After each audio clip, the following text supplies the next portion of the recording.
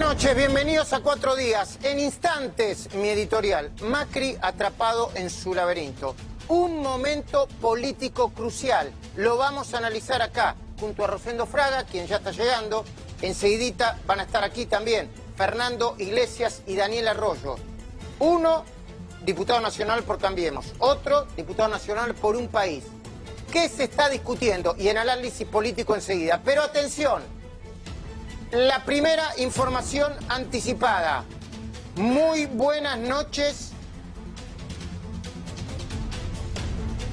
Facundo Pastor, el plan secreto de contraataque de Hugo Moyano. Buenas noches, Facundo. ¿Cómo te va, Luis? Vos sabés que Moyano fue el epicentro de una serie de rumores muy fuertes. Que se va de Independiente, que no se va, que se va para dejar a su hijo, que es el vicepresidente primero.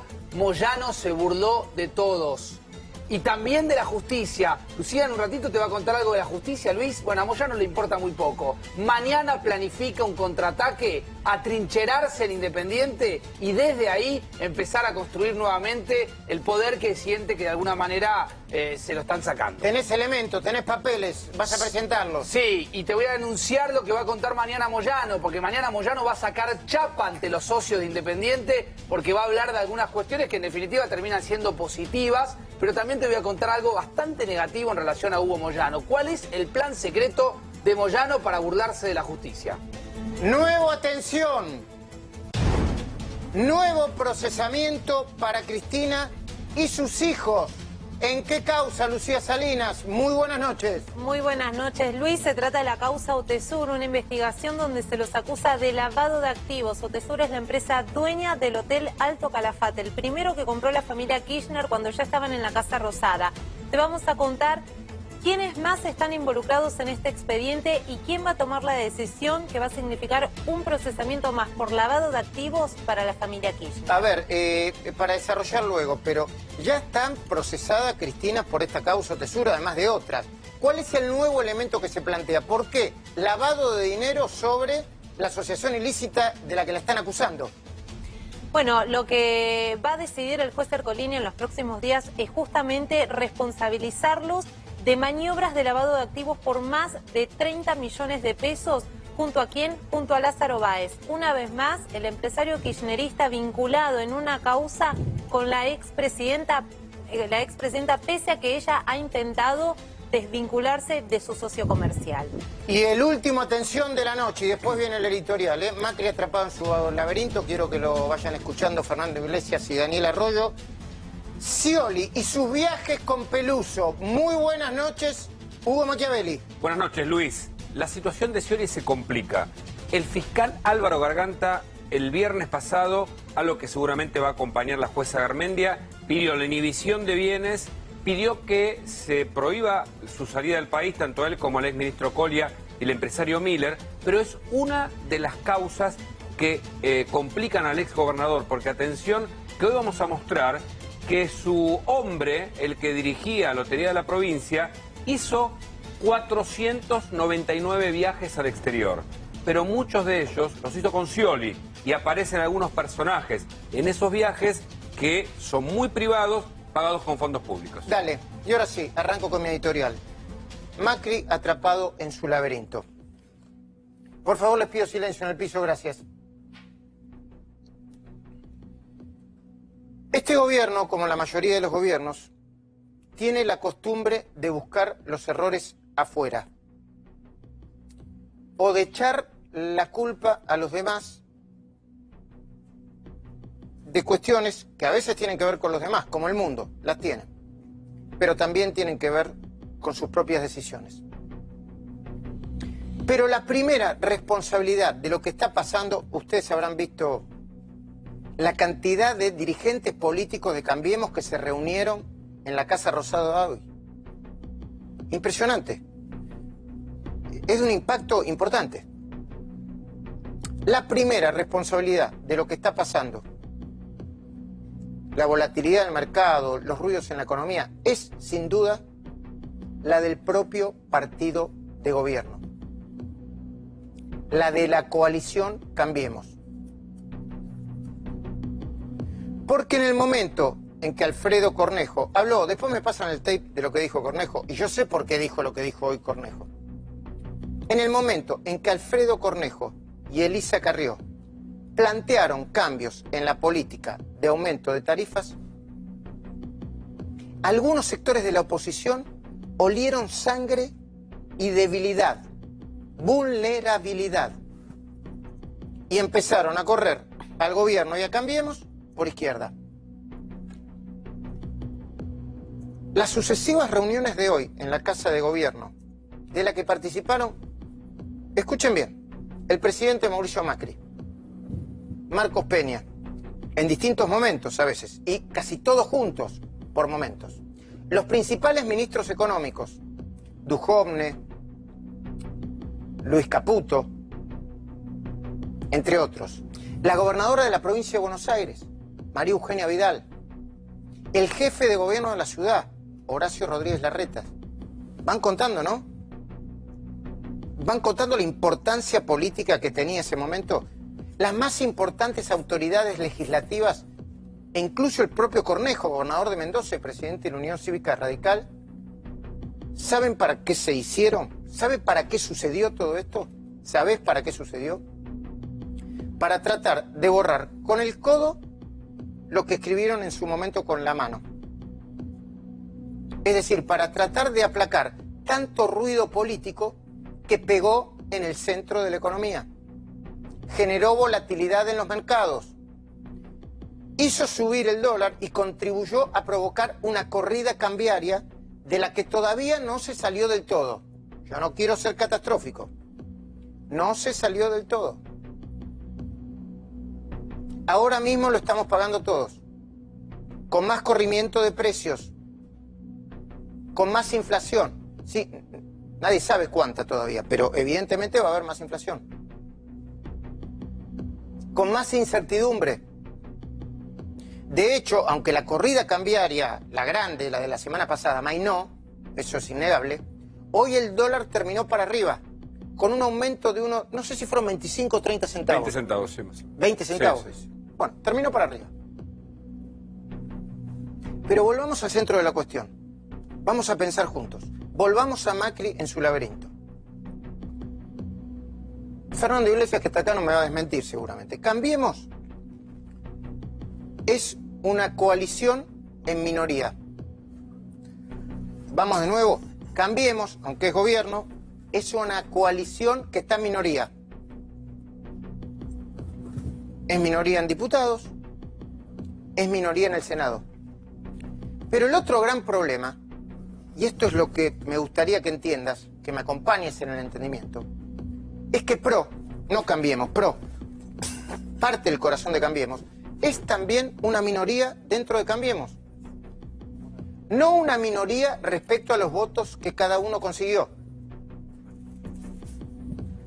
De hecho, Macri, Vidal y Rodríguez Larreta fueron en ese orden los que más votos consiguieron en 2015, ¿no? Pero sí es una minoría cultural. Repito, sí es una minoría cultural. No te asustes, que ahora seguime el razonamiento. Porque la mayoría de Cambiemos no piensa ni como Macri, ni como Marcos Peña, ni como Aranguren, ni como Vidal, ni como Rodríguez Larreta. Piensa más como Emilio Monzó, como Ernesto Sanz, como Mario Negri, como Cornejo, como Carrió, como Alfonso Prat-Gay y otros. La mayoría cultural de Cambiemos cree en los acuerdos políticos. Por supuesto hay matices, hay diferencias. Carrió dice casi siempre lo primero que se le antoja. Y aunque es una dirigente valiente y valiosa, a veces no repara en el daño que puede provocar. En cambio, Ernesto Sanz casi no habla, porque sabe que incluso decir en voz alta lo que piensa en un clima de volatilidad como el que vivimos podría afectar a la economía. Todavía más ahora, donde el ruido es mucho. Es cierto que después de lo que pasó el jueves y hoy mismo, todos parecen un poco más prudentes. El ala política de Cambiemos, al salir a ratificar el rumbo económico del gobierno, parece más prudente. El sector más racional de la oposición, yo creo que acá está representado por alguien, por uno de ellos, que es Daniel Arroyo, que está revisando los detalles del proyecto de ley tarifario y no va a incluir, creo, la quita del IVA para las tarifas, porque significaría no solo de financiar a la nación, sino también a las provincias.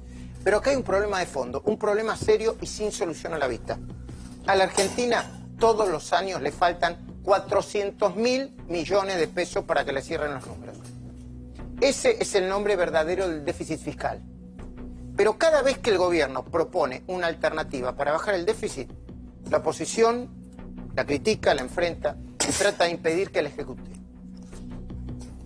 Si toda la clase dirigente no se pone de acuerdo de una vez por todas en cuáles deberían ser las medidas concretas, las herramientas, para terminar o para bajar ese déficit fiscal, vamos a volver a tener crisis políticas y económicas como las que tuvimos la semana pasada. Y cada vez peores. Ayer, en el medio de todo este ruido, yo hablé con el ministro de Hacienda, Nicolás Dujovne. Hablé de la inflación, del dólar, de su patrimonio en el exterior. Este es un compacto para que vos entiendas dónde estamos parados a esta hora.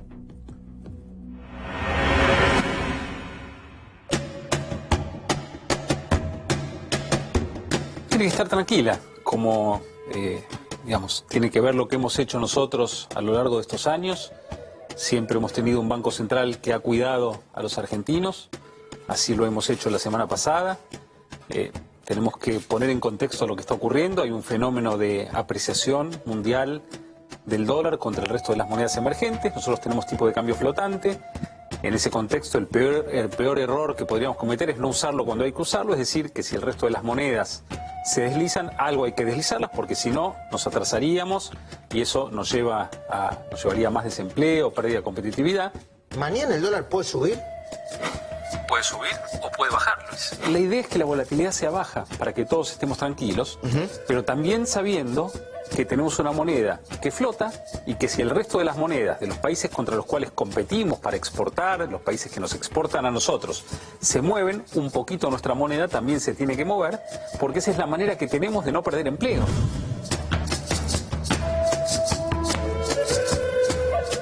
Se me ha criticado por el dinero en el exterior con mi declaración jurada de cuando no era ministro, porque es de diciembre de 2016.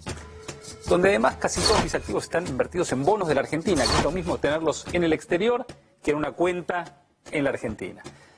La pregunta es, ¿por qué no lo traes si es...? Bueno, yo la verdad es que cuando vean mi declaración jurada en el mes de junio, ya van a ver que una parte importante de mi dinero en el exterior ya había venido en el año 2017. No lo quería decir porque yo pienso que tengo que hablar a través de mi declaración jurada. Y cuando vean mi declaración el año que viene, el 2018, en 2019, van a ver que en 2018 también traje otra parte sustantiva y que ya es más importante lo que tengo aquí que lo que tengo en el exterior, ¿no? Con lo que he traído este año. Siempre pensé que esos son datos privados y que lo que sí es público es la declaración jurada de bienes. Pero sí he dado ya pasos para terminar con esta discusión, porque mis activos eran activos expuestos al riesgo argentino, porque yo confío en la Argentina y tenía bonos argentinos en el exterior. Entiendo. Una parte importante ya ha venido para acá, el resto ha venido este año, se va a ver el año que viene, en mi declaración del año que viene.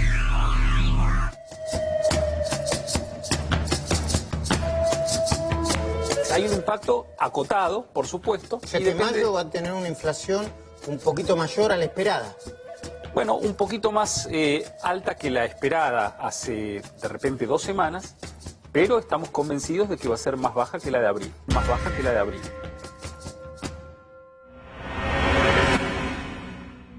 Bueno, un momento político muy difícil para mí, del país, del gobierno.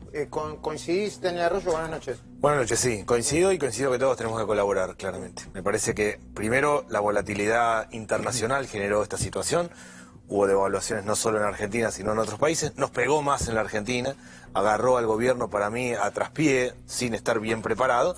Pero todos tenemos que colaborar para salir de una situación. Todos sabemos que si se mueve el dólar, se complica la vida cotidiana. Tenemos que dar certezas entre todos. ¿Autocrítica de la oposición en ese ruido político? A ver, sinceramente, nosotros el planteo que hicimos de tarifa nos parece que es muy razonable, en serio. Ha habido distintos planteos sobre el tema de tarifa, hubo 29 proyectos. ¿El nuestro qué es? Volvamos al 1 de noviembre, salgamos de al 1 de noviembre de 2017, de estos 4 meses que hubo tarifazo fuerte. Y establezcamos un criterio, lo que aumentan las tarifas, aumentan el salario, es razonable. Queríamos incorporar el IVA, lo hemos sacado, porque claramente tiene un problema fiscal para la nación y para las provincias. Yo creo que estamos contribuyendo. Acá hay un problema, a mi modo de ver, de sobreendeudamiento de las familias. Las familias tienen costos fijos altos, porque tienen que pagar luz, gas, agua, alimentos, no les alcanza y se endeudan, patean en cuotas para financiar en la esquina, a la vuelta. Hay un fenómeno de sobreendeudamiento de las familias que hay que tomarlo con atención. Fernando Iglesias, buenas noches, gracias. ¿Cómo estás, Luis? Bien. Es un momento político muy difícil. Yo no, me parece que eso de que el Macri está en un laberinto, me parece que estamos exagerando un poco, ¿no? Me parece que sin negar las Yo lo planteé, yo creo que Macri está en un laberinto, que no puede imponer sus políticas, que la coalición cívica, lo vuelvo a plantear por si a alguien más le parece una exageración, que no puede plantear su política, porque los primeros que se le oponen son Carrió y Cornejo. Yo no digo que está bien o está mal, por ahí funciona una coalición así, pero ¿eso genera ruido político o no? No necesariamente, porque a mí me parece que los argentinos estamos demasiado habituados a que nos gobiernen dictadores militares o regímenes populistas donde el jefe decide todo. En cualquier coalición de gobierno en que hay diferentes componentes hay pequeñas desavenencias, diferentes perspectivas. Hubo una observación por parte de Carrió y la Unión Cívica Radical, el gobierno respondió con el achatamiento de las tarifas para que el impacto fuera el menor posible. Ya estaba la tarifa social, que cubre a 1/3 de la población. La verdad es que no me parece que sea para tanto. Y la verdad es que yo creo que lo que diferimos muchas veces es cuál es el estado del país. Yo lo voy a decir en términos médicos para ponerla simple. La Argentina es un país que está en terapia intermedia, ¿no? Y está en terapia intermedia porque la agarramos hace 2 años en terapia intensiva con todas las variables al contrario. No quiero hacer una descripción porque suena excusa y no lo es, pero tampoco es razonable pedir que un tipo que hace 2 años estaba listo para el bobazo, ahora corra la maratón. Estamos en terapia intermedia. La semana pasada, por un par de días, nos corrieron a terapia intensiva, nos arreglaron y volvimos para acá. Y va a haber altibajos. Ahora, cuando vos ves la devaluación del pico de 21 a 23 es alrededor del 10%, más o menos. En el 2014 hubo devaluación en 2 días del 22%. En la anterior gestión, que fue la de Duhalde, ¿no? La mayoría de los economistas que hoy están en el Frente Renovador y se escandalizan, devaluaron 40% en un día y 75% en un año. Digo, el gobierno ha tenido que tomar un país que iba directamente al bobazo, que iba directamente al precipicio, y ha tenido que corregirlo causando el menor daño social posible. Y cuando vos ves las variables básicas de la economía, no te digo que estamos para tirar manteca al techo, pero salimos de la recesión, después de 5 años salimos de la recesión, la inflación baja, poco, pero está bajando, de 40, vamos a suponer que sea 22%, como dicen, después de esto va a ser 22, de 40 a 22, ¿es un avance o no es un avance en 2 años bajarlo a casi la mitad? Bueno, entonces, el año pasado fue menos de... es prácticamente 25. Bueno, fue prácticamente lo de Yo creo que va a ser 20, calculo que va a ser 22, cuando lo ves en 2 años es un esfuerzo considerable. Sobre todo porque se hizo, no es que se bajó la inflación la bajaron también con la convertibilidad, ahora después hubo una epidemia de desocupación. Acá el año pasado fue récord de creación de puestos de trabajo desde 2003, más de 600.000 puestos de trabajo creados. Entonces, la pobreza bajó 5 puntos en 1 año y medio. A ese ritmo, en unos 5 años más estamos con un dígito solo de pobreza, cosa que la Argentina no tiene desde 1970. Ahora, no hay un problema profundo acá. Ya lo saludo, Rosendo Fraga. Rosendo, buenas noches, ¿cómo estás? No quiero ser triunfalista, ¿no? Ahora te saludo, Rosendo, y hablamos un poco. No. Está bien, pero me parece que estamos exagerando. No, yo en lo que creo que no exagero es esto. Los números son números. Y está bien y hay que ponerlos. Y probablemente los números que vos estés dando no sean exagerados, son números concretos. Ahora yo digo que hay un problema de fondo porque no se ponen de acuerdo en cómo bajar el déficit. Y cada tanto estos Pero no ruidos... es así. A ver, nosotros agarramos con 5.2 y está ahora reafirmada la meta en 2.7. Son 2 años de 5.2 a 2.7, es casi la mitad. Digo, magia no se puede hacer y se baja el déficit al mismo tiempo que estamos subiendo la obra pública, ¿no? Porque la obra pública... Bueno, ahora va a bajar la obra pública. Ahora, no, los proyectos que están en marcha se van a cumplir todos. Lo que no vamos a hacer es incorporar nuevos proyectos, porque claro, tenemos que dar un mensaje de contención del déficit. Pero el déficit bajó al mismo tiempo que estamos haciendo más obra pública que nunca. Entonces, la verdad es que me parece que se toman dificultades que existen problemas que hay y que no desconocemos, pero me parece que se hace una cosa demasiado catastrofista, ¿no? No, a ver, yo creo que el gobierno tomó una situación difícil y tomo esto de la terapia intermedia. Me parece que se pierde con los números. Efectivamente hubo una reforma previsional a fin de año que hizo que los jubilados tengan menos plata. Se decía que no, tienen menos plata. Si va a bajar 30.000 millones de pesos de obra pública, está claro que va a haber menos obra pública. Entonces, me parece que es bueno ver bien dónde estamos parados. Yo veo 3 problemas hoy. Uno es la articulación del gabinete económico. Creo que lo has planteado vos en la editorial. Hay un problema. Digo, si el ministro de Energía va por un lado, si el ministro de Hacienda va por el otro y el presidente del Banco Central va por el otro, hay un problema. Creo que recién ahora empieza a tratar de articular algo que está desacomodado. Yo no sé si ahí específicamente, creo que hay un problema entre los ejecutores y el ala política también. Bueno, ahí hay una cuestión. Segundo, a mí me parece que no está tomando bien la temperatura de la calle. Verdaderamente creo que no está tomando la temperatura de la calle. ¿Qué significa la temperatura de la calle? La temperatura de la calle significa que la gente no le alcanza la plata, que de verdad hay un problema importante, en serio, que está empeorando de verdad y que hay un parate hoy de la obra pública. Así como hizo mucha obra pública en el segundo semestre del año pasado el gobierno, hoy hay un parate, hay, a mi modo de ver, un fenómeno de implosión social, de mucha gente que revienta para adentro, de mucha tensión, de mucha violencia. Hay que tomarlo y hay que analizarlo. ¿Y no hay sectores que se montan de eso? Hay sectores que se montan de eso. Yo lo escuché decir a Moreno que volvíamos al 89. La Argentina es compleja, siempre alguien trata de aprovechar. Ahora, en ese contexto, lo que hay es un problema social evidente y eso hay que tomarlo. Lo tercero que a mí me parece que es una cuestión central es que hay que cuidar a las familias. Parece que ahí no está todo. Cuando le preguntaron al presidente sobre el ministro Aranguren, si lo iba a sacar o no, dijo, no, yo puedo cambiar 1, 2 o 3 ministros, los costos son los costos, dijo razonablemente. A la familia le va lo mismo, los costos son los costos. Tienen costos altos la familia que no están pudiendo sostener. Me parece que falta una mirada. A ver, ahí, pero a mí me parece que eso va a contramano de cosas que pasan. A ver, la tarifa social es una cosa única. El gasto social, no nos ponemos contentos, porque el gasto, cuando tenés que gastar en hacer gasto social, quiere decir que algo está fallando. Pero, por un lado, el gasto social es el más alto de la historia y es el más alto en proporción al presupuesto, al mismo tiempo que está subiendo el empleo. Plata, Entonces, solo en este sentido. ¿Hay más asignación universal por hijo? Sí, el gobierno extendió. ¿Qué es la asignación universal por hijo? 1.500 pesos. ¿Hay más personas que tienen cooperativa de trabajo? no, Sí, el total, son 4.750 pesos. Daniel, el total del gasto social, que incluye asignación universal por hijo, jubilaciones, etcétera, etcétera, Era el más alto el total hasta es el más diciembre del alto, año pasado. ese es el más alto de la historia Hasta y que el hicieron la porcentaje reforma. más alto del presupuesto. Ahora, hasta la reforma de diciembre otro del año dato pasado. social, ha mejorado el Gini por primera vez, pero ha mejorado el Gini, ha bajado Expliquémosle a la gente que se la desigualdad. El año pasado todos los 10 deciles que componen la población, todos superaron con sus ingresos, aumentaron más que la inflación, excepto el 10% más rico. Eso acható la brecha social y mejoró el Gini. Ahora, yo no digo que las medidas que tome el gobierno hayan sido perfectas, que no haya habido problemas de coordinación, que muchas veces existen, porque vos sabés, un médico también en terapia intensiva o en terapia intermedia tiene que tomar decisiones y a veces no encuentra la medicina y prueba una y después prueba otra. Es así. Ahora, yo creo que la dificultad no está en lo que hace el gobierno. La dificultad es que este gobierno ha recibido no solamente un núcleo infinito de demandas y de cosas que arreglar, porque había que arreglar todo. No había prácticamente nada, sino cosas contradictorias, que son difíciles de hacer al mismo tiempo.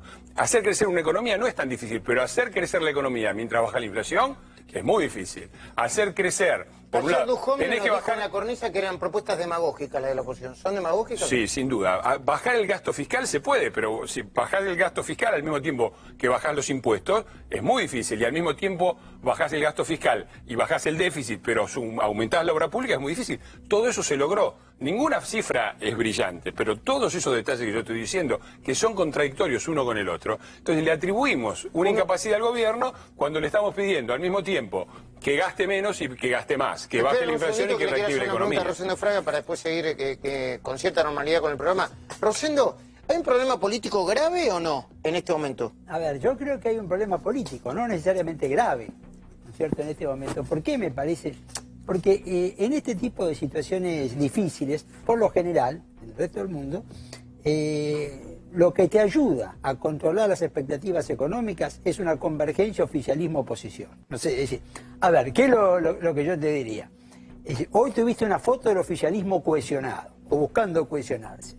Yo creo que una foto del presidente con los gobernadores hubiese sido mucho más útil para la economía. ¿Sí? Yo creo que sí. ¿Después me explicas por qué? Sí, señor. Empezamos a desarrollar los temas. Lucía Salinas, tu tema.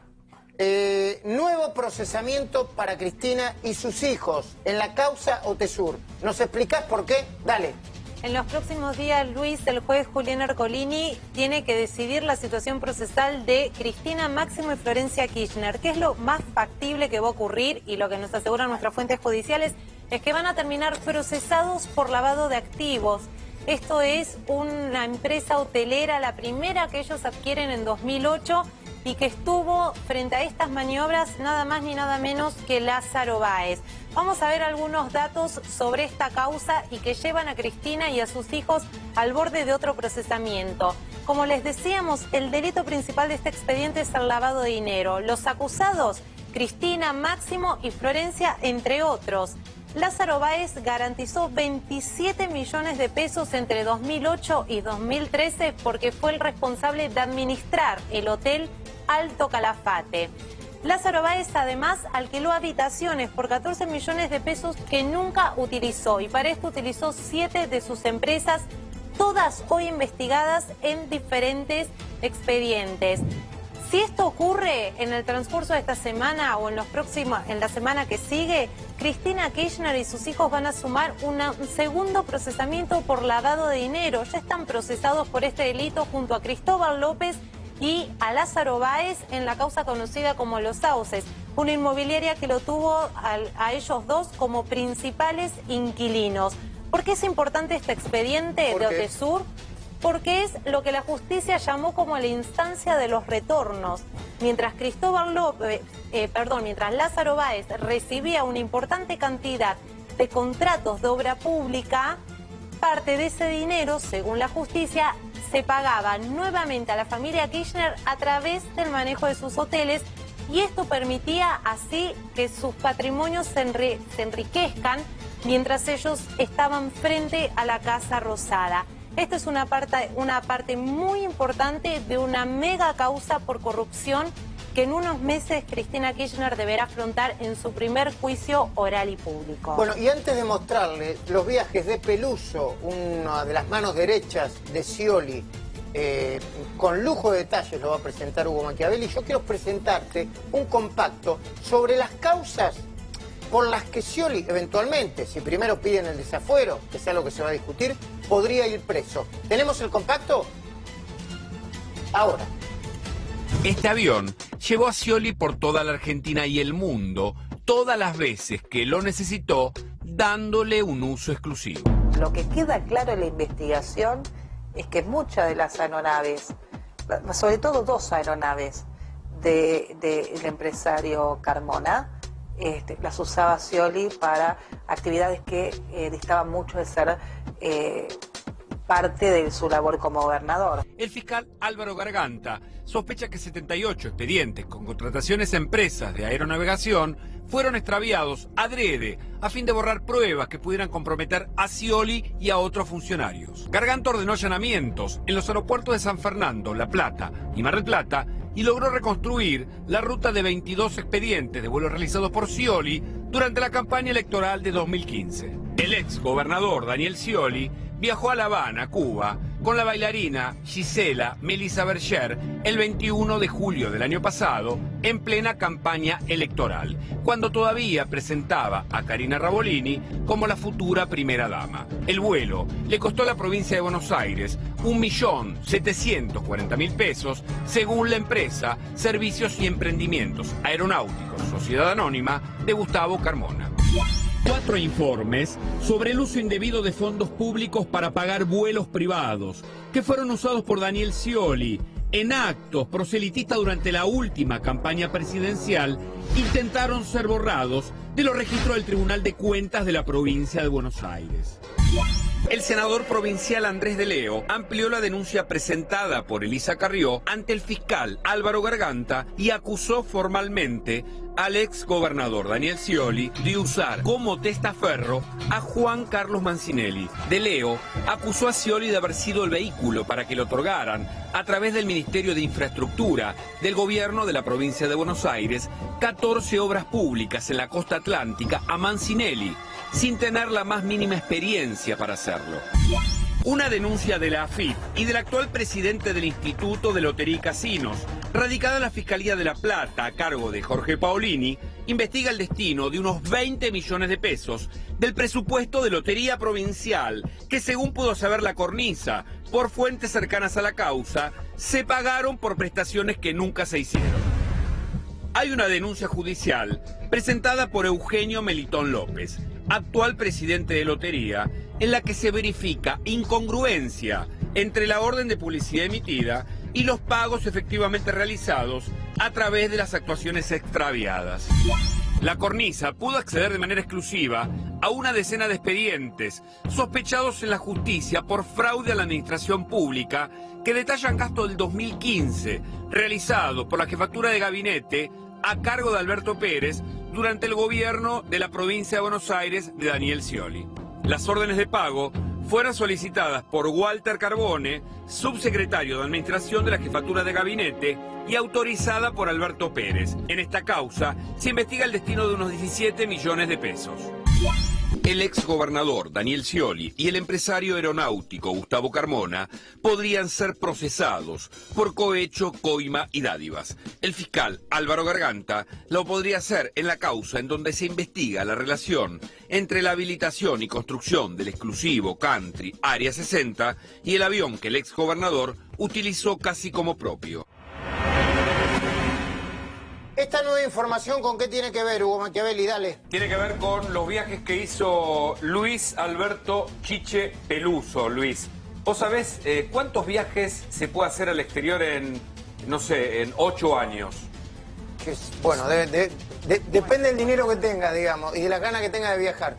499 tiene Luis Alberto Chiche Peluso, el hombre que fue corrido de Lotería de la Provincia de Buenos Aires, a quien se le reclama 20 millones de pesos. Ahí vemos algunos de los viajes que hizo con Scioli.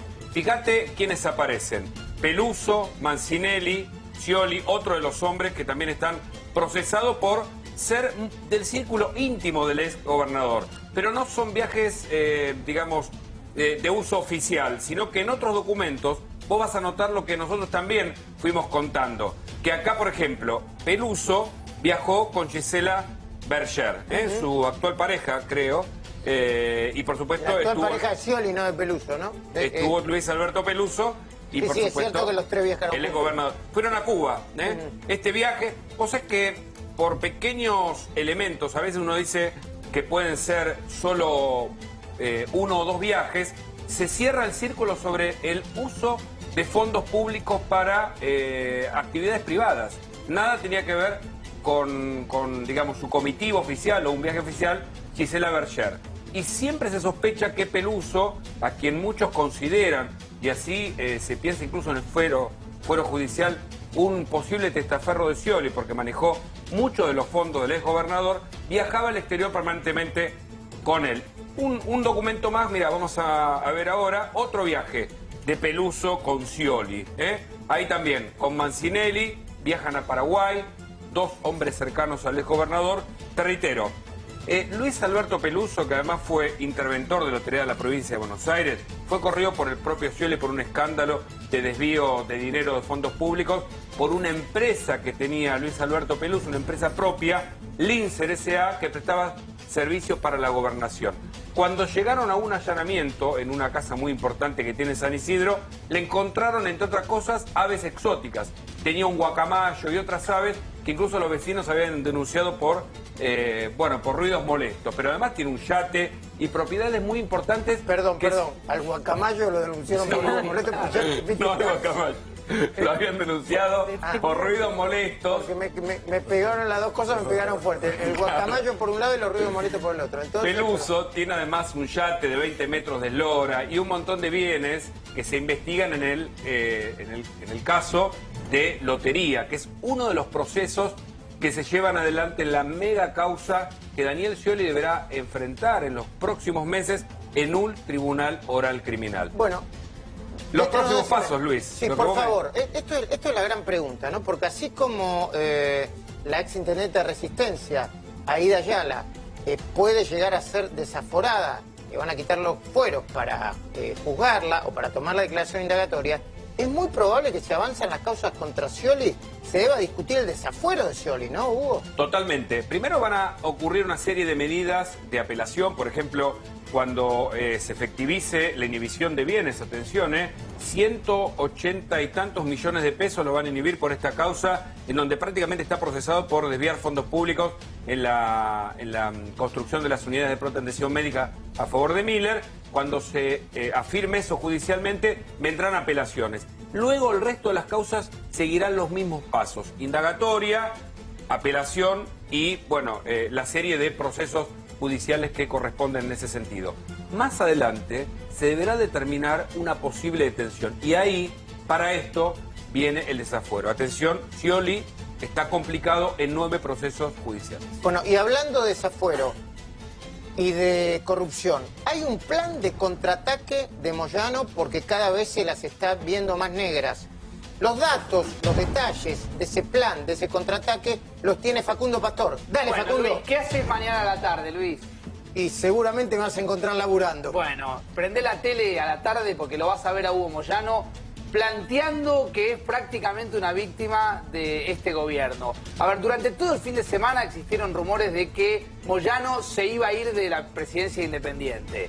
Bueno, eso aparentemente no es así. Recordemos que si Moyano se va, quedaría Independiente en manos del vicepresidente primero, que es Pablo Moyano. Ahí todo queda en familia. Pero hubo una modificación en el estatuto interno Independiente, por lo cual, si se queda Pablo, se queda solamente por 90 días, porque esto es lo que dice el estatuto nuevo. Moyano se va a burlar de la justicia. Moyano, que de alguna manera está en la mira de la justicia por el delito de lavado de activos, de lavado de dinero, por su rol en Independiente, denunciado por el barra brava Bebote Álvarez, Pablo Bebote Álvarez, mañana se va a sentar y va a empezar a anunciar como una suerte de, si se quiere, decálogo de lo que va a ser de aquí en adelante su gestión. Vamos a ver parte de lo que va a ser el plan secreto. Lo vas a ver a Hugo Moyano, lo vas a ver a Pablo Moyano. Van a hablar, van a sacar pecho con una cancelación de deuda del concurso de acreedores en el que está el club del año 2005. Alguien me dice que esa deuda estaba prácticamente resuelta y que a último momento terminaron de arreglar un detalle para poder decir cancelamos la deuda del concurso de acreedores, una deuda que tenían con el Banco Provincia. Y vienen estos 2 puntos: estrategia de victimización y, por supuesto, van a denunciar persecución política. Todo lo que le hacen a Independiente dejó trascender el fin de semana a Moyano es porque me lo hacen a mí. Por supuesto, Moyano cree que es un perseguido político, cree que la causa por lavado de activos es parte de una persecución política. Lo que habría que explicarle a Moyano es que esa causa, el denunciante de esa causa, es Bebote Álvarez, el mismo barra que él justamente alimentó también como presidente de Independiente. El plan secreto de Hugo Moyano para burlarse, Luis, de la justicia argentina. Y a propósito de eso, Lucía Salinas, vos tenés las nuevas operaciones de las empresas de Moyano e Independiente vinculadas a acusaciones por lavado de dinero, ¿no? Exactamente, Luis. Mientras Hugo Moyano va a buscar desligarse de las acusaciones en su contra, al menos en 7 expedientes, la justicia encontró más pruebas que lo complican a él y a su hijo Pablo Moyano. Vamos a mostrarte la nueva información que secuestró el juez federal de Quilmes, Luis Armela. Facturas por más de 5 millones de pesos del Club Independiente a favor de Aconra Sociedad Anónima, la constructora de la familia Moyano. Además, secuestraron cheques firmados por Pablo Moyano en representación del gremio para trasladar a la barra brava de Independiente. Te agrego un dato: ¿cuántos cheques? Más de 50 y más viajes que ese número de cheques. Los pagos desde 500.000 pesos a 1 millón de pesos para, con el dinero del gremio, trasladar a la barra brava de Independiente. Te puedo contar, Lucía, Luis, te puedo sumar un dato respecto a esto. ¿Qué hace Moyano? ¿Qué hacen los dirigentes del fútbol argentino históricamente? Le dan plata a los muchachos, a la barra, para que justamente los muchachos alquilen los micros. Moyano, cuando llega Independiente, cambia la lógica. Dice, nosotros los vamos a trasladar con empresas nuestras, lo cual es un disparate. ¿Qué hace? Montan una suerte de empresas o llaman empresas amigas y en vez de darle la plata a la barra, empieza de alguna manera a trasladarlo con empresas que se supone que serían de él. Con el detalle de que los gastos los pasan para dentro del club y encima hay sobrefacturación respecto a estos traslados. ¿Qué me decía Fernando, perdón? Que como hizo con el sindicato, que todas las cosas que hace Camioneros lo hace con las empresas que son de la mujer de Moyano, ¿no? Sí, y además hay un dato muy importante dentro de la documentación que secuestró el juez Armela, que es un contrato firmado por Hugo Moyano con la empresa Loma Negra. ¿Qué decía este contrato? Que Loma Negra le debía entregar 3 millones de pesos en hormigón a cambio de una platea. La justicia buscó el costo, el monto de las plateas y no encontró ninguna que llegue a valer 3 millones de pesos, pero sí encontraron una que sale 400.000 pesos y que le pertenece nada más ni nada menos que a la esposa de Hugo Moyano. Un palco, digamos, sería. Claro, un palco. Esta documentación, ¿por qué es importante? Porque nuestras fuentes judiciales lo que nos aseguran es que las declaraciones, las acusaciones de Bebote Álvarez se vienen corroborando paso a paso, allanamiento tras allanamiento. Toda esta información que ya tiene el juez Luis Armela en su juzgado está complicando tanto a Hugo como a Pablo Moyano. Y recordemos que no son los únicos motivos por los cuales están investigados. La UIF, la Unidad de Información Financiera, ya los denunció por transferencias de más de 300 millones de pesos, desde el sindicato de camioneros a el club independiente, como también a las empresas familiares. Y el último dato, vinculado al fútbol, se secuestró el pago de un cheque del fideicomiso Aristides, con el cual se compró un jugador del club independiente. Este fideicomiso está muy sospechado porque se creó para operaciones con jugadores. Y lo que dijo Bebote Álvarez, que todo este dinero solo eran maniobras de lavado de activos. ¿Tenés más, Facundo? Decime, dale. Mira, te voy a contar un dato. Recién Lu hablaba respecto a el vínculo de empresas privadas con el club. Hay un dato que es muy particular, que también lo aporta gente que conoce bien el entorno de Moyano. Independiente está sin auspicio en la camiseta. Un detalle para los futboleros. Si lo notan, van a ver que no tiene auspicio, salvo el auspicio que Hugo hace un par de semanas remarcaba, que es del laboratorio vinculado a la familia Hendler. ¿Sí? Hendler. Y ahí que a propósito de eso nos encontramos con Marco Hendler, le ofrecimos incluso entrevistarlo, él dijo que no tiene nada que ver. Explicar a la gente quién es Marco Hendler, el titular de Audiofarm, el principal sponsor de el único. Ahora de la camiseta independiente. Quedó solamente ese. E involucrado en el tema de la mafia de los medicamentos. Claro. Sí. Y además recordemos que una auditoría determinó que Camioneros, la obra social, paga muy caro los medicamentos comprándose exclusivamente a Audiofarm, y que casualmente Audiofarm es sponsor de Independiente. Bueno, porque el hijo de Hendler, y Air Hendler, está en la comisión directiva de Moyano. Tenían todo acordado, Luis, para que vaya acá, en el pecho de la camiseta Independiente, la firma Pirelli. La firma Pirelli. Cuando comenzaron los rumores de que Moyano iba preso, la firma se fue.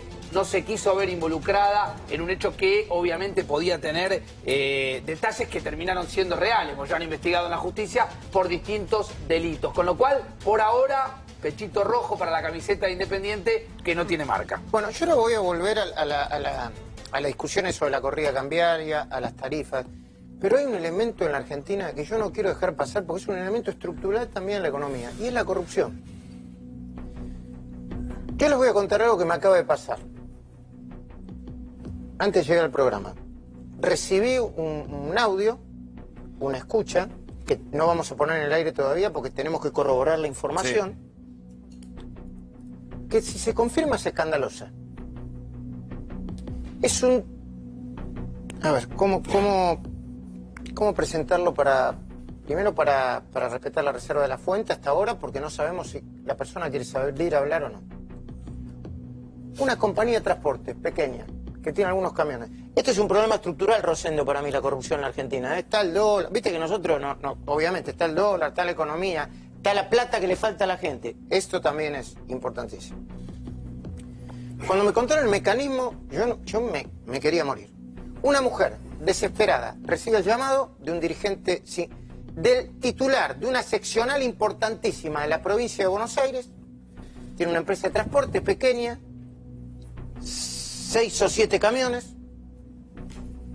Hay una especie de impuesto no escrito que le cobra el sindicato de camioneros para hacer la vista gorda cuando eventualmente no cumpla con el rígido convenio sindical. La mujer, con el marido internado, graba a los dirigentes sindicales, graba las conversaciones y le dice, mira, le pedían 1.100.000 pesos. Yo te di un cheque de 100.000 pesos y cuando te terminé de dar el cheque de 100.000 pesos, vino gente, en un momento dice de la Secretaría de Inteligencia, en otro momento dice de la Secretaría del Trabajo, y me dijo, ¿a quién le pagaste y con qué? Porque esto puede ser lavado de dinero, es una operación sospechosa de lavado de dinero. Y la mujer estaba discutiendo a los gritos y llorando con los dirigentes sindicales para no darle por debajo de la mesa 1.100.000 pesos. Y la mujer decía, mire, quédense con la empresa, porque no, ya prácticamente no puedo trabajar. Por supuesto, este audio lo tenemos acá. Primero, tenemos que llegar a hablar con esa mujer, porque el audio se viralizó. Pero cuando yo les voy a consultar otra fuente, me dicen, chocolate por la noticia. Esto pasa en muchas empresas de transporte. Entonces yo digo, si esto pasa en muchas empresas de transporte, los moyanos de la vida saben, y los secretarios de trabajo que corresponden a las seccionales, no estoy hablando solamente de los sindicalistas, los secretarios de trabajo que corresponden a las seccionales de la provincia de Buenos Aires correspondientes, ¿están o no están entongados? Porque esto es una especie de, son cientos, para no decir miles, de patamedinas que se la pasan extorsionando empresas. Y atención a empresarios, a ver si tienen de una vez los testículos que tienen que tener para denunciar a estos bandidos y estos delincuentes. Porque así se construye una economía de corrupción desastrosa en Argentina. No sé si coinciden conmigo. ¿El modus operandi lo expliqué más o menos bien o más o menos? Sí, y coincido absolutamente. Yo creo ¿Vos sos diputado por la provincia de Buenos Aires? Sí, no, primero creo que la corrupción es estructural en Argentina y que hay un sobrecosto de corrupción que complica y desarticula todo en la Argentina. ¿A cuánto llega ese sobrecosto de corrupción? No lo sé en términos cuantitativos. Sí, lo que me queda claro, yo he recorrido varios países de América Latina. Vi que hay corrupción en todos lados, pero que en la Argentina es estructural. El sistema va desde muy chiquitito a lo grande, es estructural y eso desacomoda el funcionamiento. O mecanismo, como dice, como la... Yo te doy un dato de evaluación. El gobierno está gastando en la obra pública entre un 40 y un 50% menos de lo que se gastaba en el 2015, con los mismos proveedores. Adiviná dónde ponían los muchachos el 40-50% que ahora se invierte.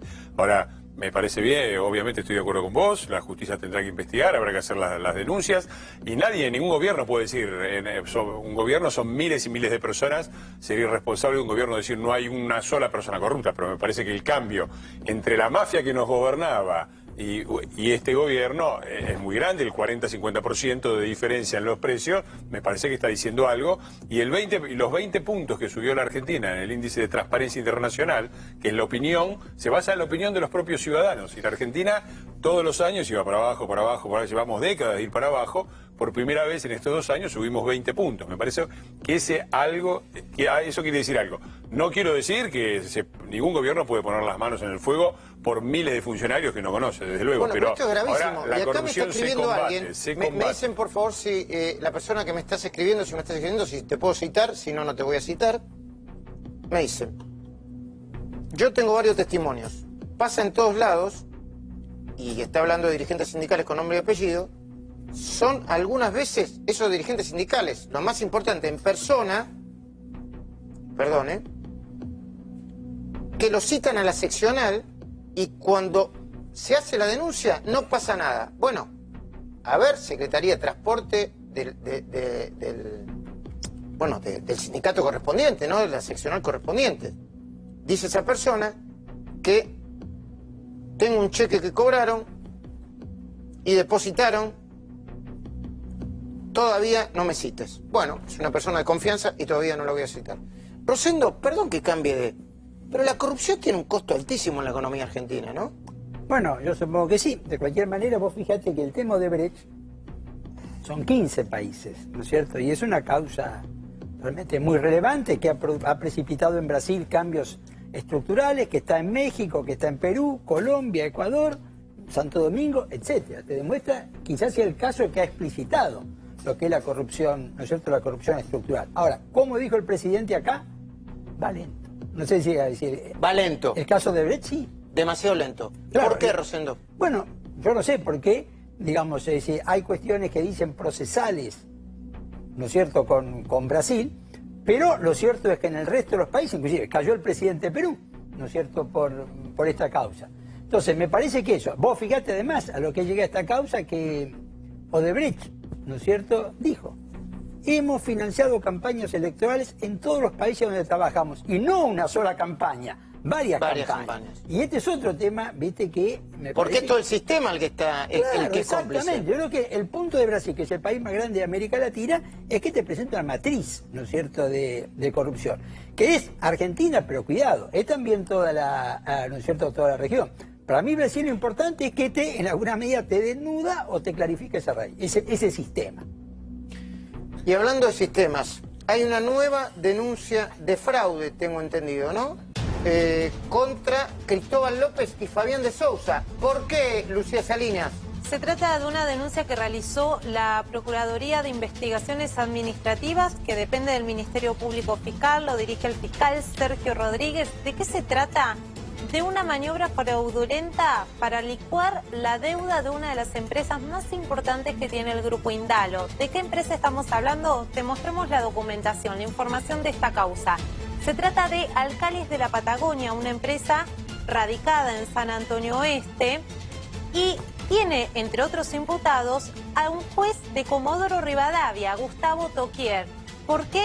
Porque se los acusa de realizar un concurso preventivo fraudulento. Algo muy parecido con lo que Cristóbal López buscó hacer con Oil Combustibles. Hicieron un cambio de domicilio para que la causa, para que el concurso preventivo de esta empresa, Alcalis de la Patagonia, quede radicada en Comodoro Rivadavia. La deuda que se les perdonó fue de 246 millones de pesos, pero te cuento, Luis, que se hizo de una manera muy particular y por esto también están en la mira exministros de Economía de los Kirchner, porque el Ministerio de Economía homologó un acuerdo que hacía que el Estado se quede, en vez de cobrar esta deuda, con acciones de la empresa.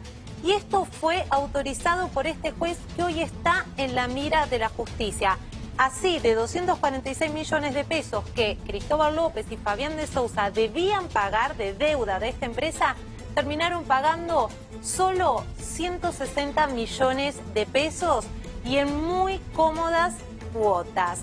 Hoy esto lo investiga el juez Luis Rodríguez y ya realizó importantes allanamientos la semana pasada en Comodoro Rivadavia, entre otras cosas en el juzgado de este magistrado que te contábamos recién, y esto puede convertirse en una complicada causa para Cristóbal López, Fabián de Sousa, que están presos nada más ni nada menos que por haber defraudado al Estado en sumas millonarias. Muy bien, y acá volvemos al eje de la cuestión del programa de hoy, ¿eh? Hoy la Casa de Gobierno se pobló de decenas de dirigentes políticos de Cambiemos, ¿eh? Pareció una especie de mega cumbre, y a la salida de la cumbre habló el gobernador de la provincia de Mendoza, que además es el presidente de la UCR y uno de los dirigentes más importantes de Cambiemos. ¿Y qué hizo? Hizo lo que esperaba el presidente y yo creo que parte del país quisiera. Ratificó el rumbo político y económico del gobierno. ¿Lo vemos? ¿Lo escuchamos? Ahora. Evaluando, por supuesto, estos 2 años y meses de gobierno y el rumbo por venir en materia política, en materia económica y en materia social. Y ratificando el rumbo, ¿no? Ratificando el rumbo en todos los aspectos. En materia política, ratificando el rumbo de esta coalición de gobierno que ha venido a recuperar la Argentina. Ratificando el rumbo en materia económica, en materia social y, por supuesto, evaluando siempre,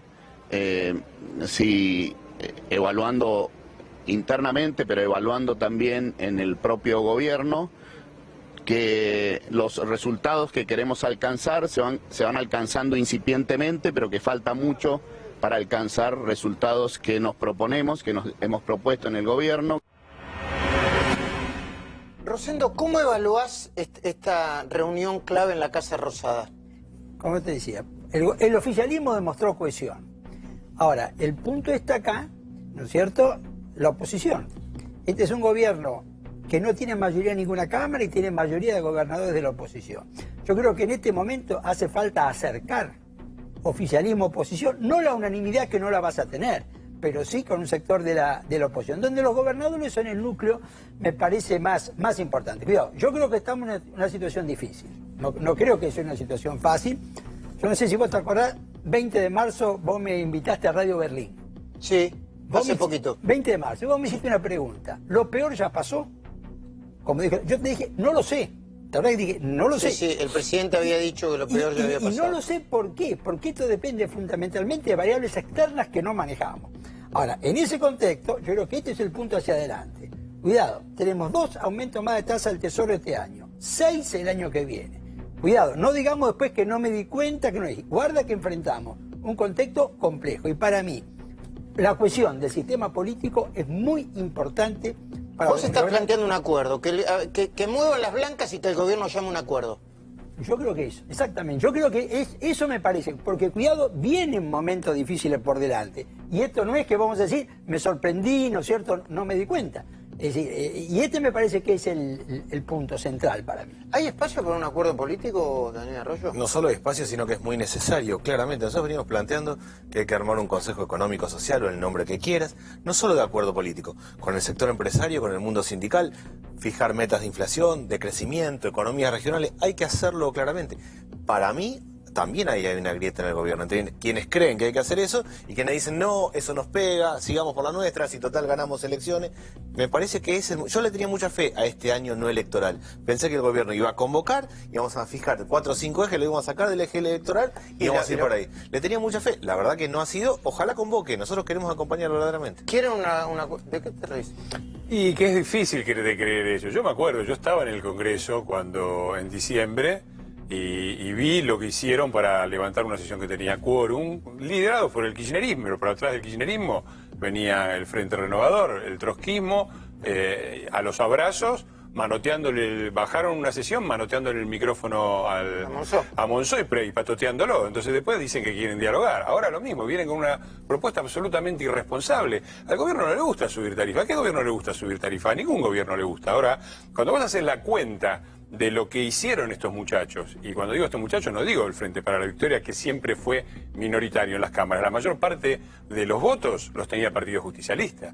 Se gastaron en subsidios, Luis, 130.000 millones de dólares. ¿Te acordás cuando Labaña hizo el famoso Pagadiós y no le pagamos a nadie y qué sé yo? Se ahorraron la mitad, después se gastaron el doble. ¿Sabés lo que son 130.000 millones? Son 17 autopistas hasta La Plata. Hasta La Plata, perdón, entre Ushuaia y La Quiaca. Entre Ushuaia y La Quiaca haces 17 autopistas. ¿Cuántas? 7.000 muertos por año estuvimos en la ruta de la muerte argentina. Ahora, son 75 soterramientos del Sarmiento. Es decir, todo eso que tengo hicieron... Que ir a una pausa. Te lo digo, déjame decírtelo rápido. Todo eso que hicieron se pagó con muertes y se pagó, además, no solucionó el problema de los pobres porque dijeron el 30% de los pobres. Y ahora, los que gobernaron 12 años, con mayorías en las cámaras, en el mejor momento internacional, nos vienen a decir cómo hay que arreglar el desastre que armaron. Ahora la seguimos, Daniel. Ahora la seguimos, Rosendo, ahora la seguimos, chicos. Brevísima pausa, dale. Superpréstamo hipotecario de Santander Río. Te prestamos hasta 15 millones de pesos. Podés pagarlo en hasta 30 años. Es fácil. Pedilo online, seas o no cliente. Santander Río.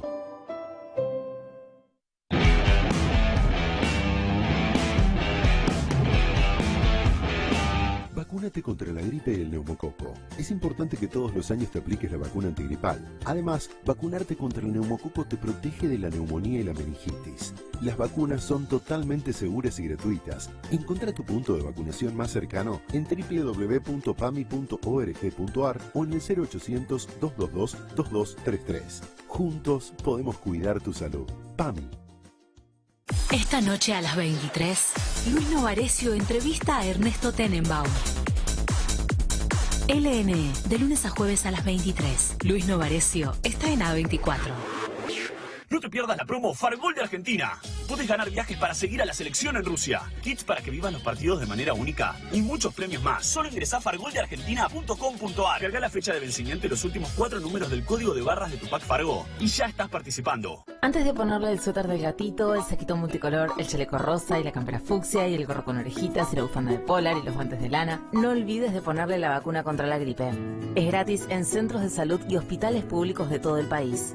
Bebés entre 6 y 24 meses son 2 dosis. Embarazadas en cualquier mes y hasta 10 días después del parto si no se vacunaron durante el embarazo. Personal de salud, mayores de 65 años y niños y adultos con enfermedades inmunológicas y crónicas tienen que vacunarse. Juntos podemos cuidar la salud de todos. argentina.gov.ar/salud/vacunas 0800 222 1002. Hoy tengo hambre de gloria. Hambre de... hambre de... gloria. ¿Probaste alfajor Choco Crunch? Es muy crocante y solo tiene 99 calorías. Es glorioso, Gloria. Alfajor más rico que Castor. Gallo Snacks con 99 calorías y libre de gluten.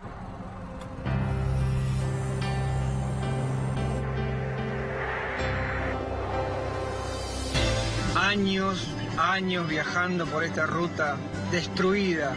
Miren ahora, una seda. Ya las luces no pasan a 1 metro de un auto contra otro, sino que es una autopista. Qué linda ruta 36, bien señalizada, como tiene que ser hace años.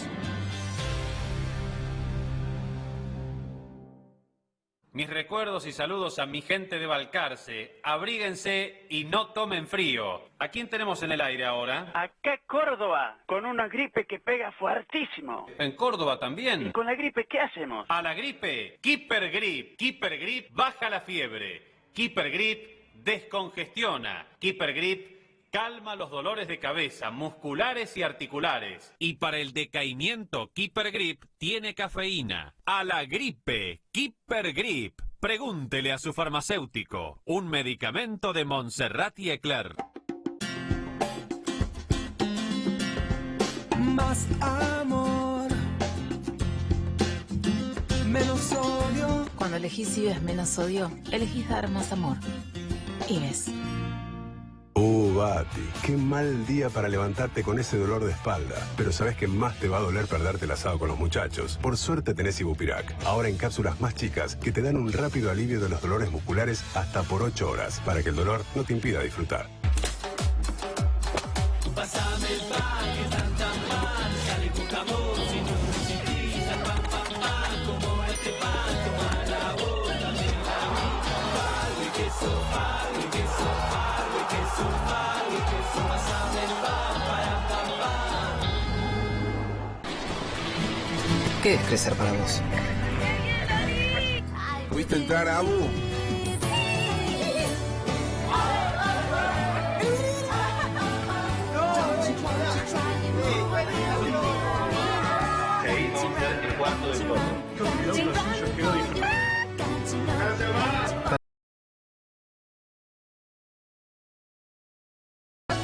parece que hice un video. Banco Ciudad, te quiere ver crecer.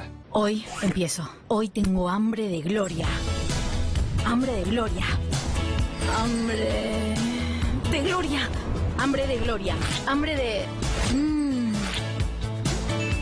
Hambre de gloria. Hambre de gloria. Hambre de... gloria. Arrancás hoy, ¿no? ¿Probaste alfajor Choco Crunch? Es nuevo, diferente, muy crocante y solo tiene 99 calorías. Es glorioso, Gloria. ¿Viste? Alfajor más rico que Castor. Gallo Snacks con 99 calorías y libre de gluten. Antes, por esos caños que ves ahí, pasaba el gas que le vendíamos a Chile. Ahora es al revés. Chile usa los mismos caños para vendernos gas a nosotros. Hoy la verdad es esa. El gas que producimos no alcanza para cubrir la demanda, pero juntos la estamos cambiando. Para eso seguimos incentivando el desarrollo local de gas, con proyectos como Vaca Muerta, una de las formaciones de gas más importantes del mundo. Con todas estas obras, estamos aumentando la producción local de gas, y gracias a eso, cada vez compramos menos gas a otros países. Las obras ya están en marcha, y juntos las vamos a terminar. Sigamos cuidando juntos el gas. Saludos a todos allá en Aluminé. Abríguense y no tomen frío. ¿Y ahora quién tenemos en el aire? Tucumán presente, Nacho, con frío y una gripe que pega fuerte. ¿Allá también? ¿Y con la gripe qué hacemos? A la gripe, Keeper Grip. Keeper Grip baja la fiebre. Keeper Grip descongestiona. Keeper Grip calma los dolores de cabeza, musculares y articulares. Y para el decaimiento, Keeper Grip tiene cafeína. A la gripe, Keeper Grip. Pregúntele a su farmacéutico. Un medicamento de Montserrat y Eclair.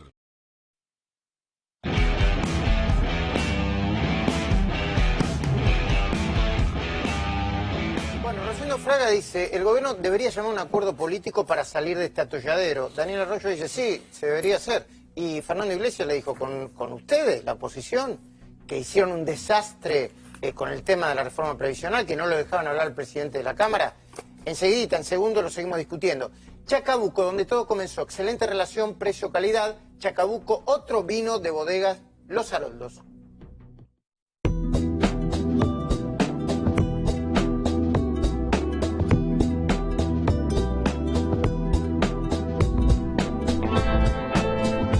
Chacabuco, donde todo empezó, de Bodega Los Haroldos. Dice Fernando Iglesias que con ustedes no se puede. No. A ver, espera. Ah, no, yo digo ¿cómo? que es muy ¿Pero cómo difícil. no? Dijo él. Yo digo que es muy difícil. Empiecen por bajar estos proyectos, ¿viste? Y hablemos de lo demás. A mí cuando me ha convocado el jefe de gabinete he ido y he conversado claramente y he planteado, y lo hablé con Sergio Massa, las ideas que nosotros tenemos las hemos planteado. Cuando se hizo la reforma provisional, lo que planteé es que hace falta una reforma provisional, pero no lo que se hizo. Y realmente pensé que era un momento para discutir en serio. Se iba a crear una comisión para hacer una reforma provisional que hasta ahora no se hizo. Generemos un espacio. Claro, la Argentina necesita un Consejo Económico Social que no es solo de la política, es del sector de la producción y del sector del trabajo. Está bien. ¿Le puedo pedir a Rosendo Fraga que cierre? ¿No genera debilidad que el gobierno llame un Consejo Económico Social o genera más consenso político? Bueno, mira, yo le voy a decir lo siguiente. No descarto el Consejo Económico Social, pero para mí, los acuerdos políticos pasan por el Congreso. Claro, más bien, no hay que inventar nuevas instituciones. Están ahí las instituciones, hay que usarlas y hay que usarlas bien. ¿No es cierto? Ahí vos tenés... Micrófono de Rosendo. Lo que está diciendo Rosendo es que el ámbito natural de discusión de un acuerdo político es el Congreso, ¿no? Importante, como reforma del Consejo de la Magistratura, la ley de inversiones, el acuerdo con Brasil, y de lo único que se habla es con tarifas, porque lo único que parece interesar a la oposición es hacer batifondo con una ley que hay que votar.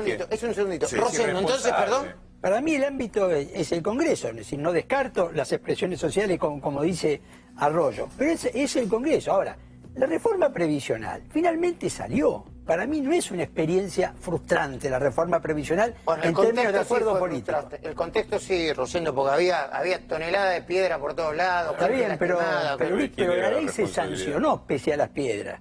Y se sancionó porque hubo un acuerdo entre oficialismo y oposición. ¿Entendés? Es decir, ¿qué hubiera sido mejor? ¿No sacar la reforma previsional?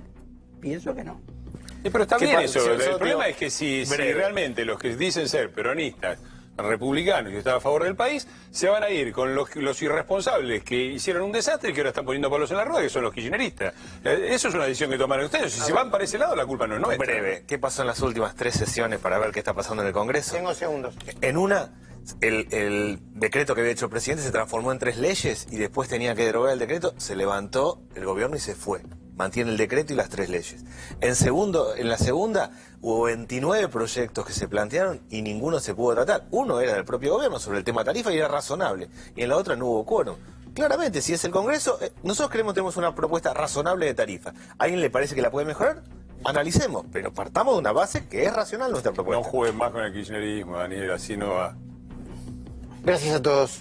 Muchísimas gracias. Quédense viendo a Luis Novarecio. Chao.